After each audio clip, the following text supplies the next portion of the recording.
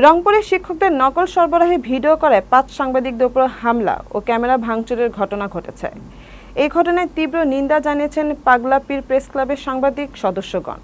রংপুর প্রতিনিধি জিয়ারুল ইসলাম জিয়ামের পাঠানো ভিডিও তথ্যচিত্রে দেখুন বিস্তারিত।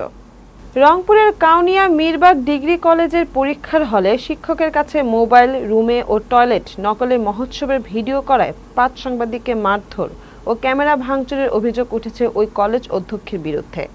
গুরুতর আহত ৩ জনকে রংপুর মেডিকেল কলেজ হাসপাতালে ভর্তি করা হয়েছে।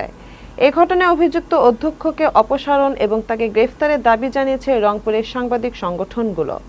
আহত সাংবাদিকরা হলেন রংপুর প্রতিনিধি হামিদুল ইসলাম ও ক্যামেরা পার্সন শাহিন আলম সাবু, স্থানীয় অনলাইন টিভির রিপোর্টার মেহেদী হাসান, ক্যামেরা পার্সন মশিউর রহমান ও আল আমিন।